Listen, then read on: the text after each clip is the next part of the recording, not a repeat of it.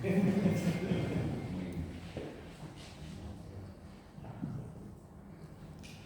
bucurăm foarte mult de prezența dumneavoastră, numeroasă.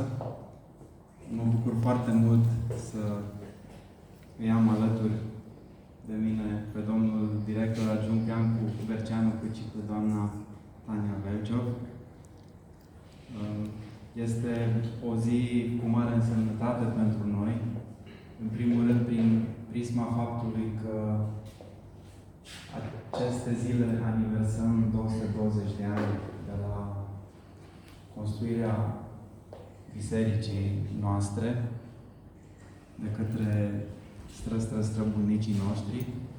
Și iată, de 220 de ani, noi, comunitatea bulgară din Banat, avem aici o continuitate,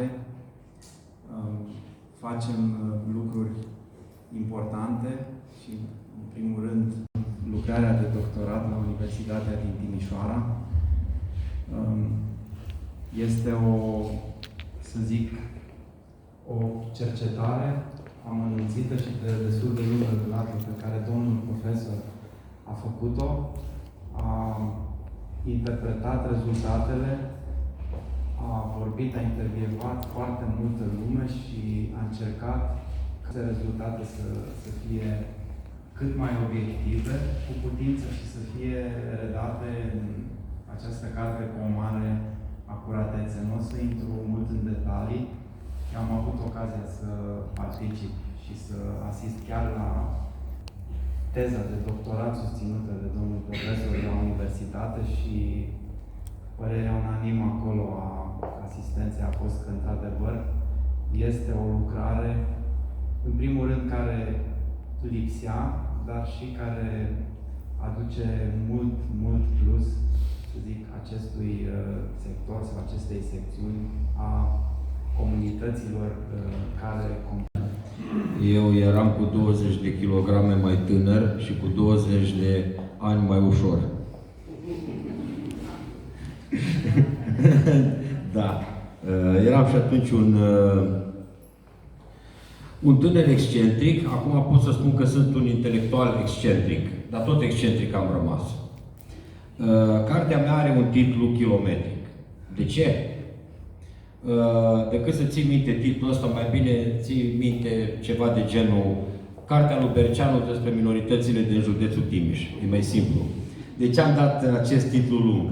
Pentru că la o teză doctorală trebuie titlul să fie cât mai relevant pentru aspectele prezentate în acea teză. M-am înscris la școala doctorală în 2010. De ce am ales această temă? O să vă spun cum a început tot. Îmi întorc iarăși ceasul în urmă cu 20 de ani, cam la vremea asta, cred că a fost 18 august, nu bag mâna în foc, după Sfântă Mărie. Mă urc în tren de la Cimișoara către vest, către Sfânt Nicolau Mare. Acolo urma să întâlnesc un om pe care eu nu mi-l aminteam, dar el... Jimbolia, la Muzeul Presei. Și iată că astăzi, așa cum a spus și domnul primar, în zi de mare sărbătoare pentru comunitatea bulgară din Dudești Vechi, când sărbătorim hramul bisericii noastre, 220 de ani de când strămoșii noștri au terminat construirea ei și ea a devenit centrul spiritual al tuturor dudeștenilor, indiferent unde s-ar afla aceștia. Despre domnul profesor Iancu Berceanu, cred că toată lumea știe câte ceva. Aproape toată lumea îl cunoaște, cum a spus, iar mă repet, iar mă refer la domnul primar. Este deja de al Dudeștiului. Pot să spun că a venit de pe băncile facultății cu repartiție guvernamentală în anul 2004, deci acum 20 de ani, ca profesor de geografie. Despre activitatea sa profesională, activitatea la catedră și în afara ei, sunt multe de vorbit, dar nu este nici locul, nici timpul să o facem acum. De aceea mă voi limita la a spune că am parcurs toate treptele formării didactice, începând cu examenul de definitivat, urmând gradul 2, gradul 1, iar în paralel cu această activitate a dezvoltat și o activitate publicistică. A scris o carte, foarte multe articole, foarte multe recenzii, este colaborator al revistei Morisena, redactor și colaborator al revistei Tribuna. Am comentat elemente ale politicii transfrontaliere a României cu impact în arealul studiat, în acele comune care arată că, într-adevăr, ca niște ținte de bombardament aerian și am remarcat că în ultimii 20 de ani mai ales, România a pus mare preț pe doctrina cooperării transfrontaliere. Pe partea finală a expunerii, să spun așa, concluziile, e clar că politica transfrontalieră a României a avut un impact pozitiv în păstrarea identității etnice.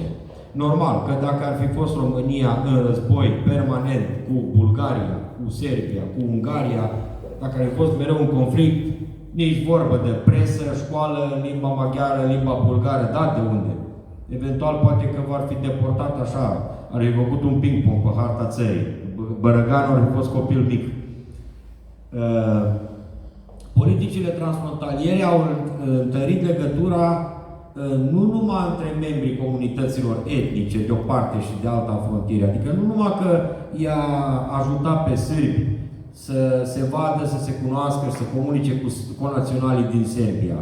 Dar aceste politici transfrontaliere au generat efecte pozitive și în ceea ce privește atragerea de fonduri, conservarea fondului, a patrimoniului cultural comun. V-am dat exemplu cu Castelul Naco. Hai să dau un alt exemplu, sărbătoarea care se întâmplă la Beba Veche în fiecare an. Sărbătoarea DKMT, Triplex Triconfinium. Un alt aspect pe care l-am studiat, o să vedeți în carte, legat de dispersia geografică a populației.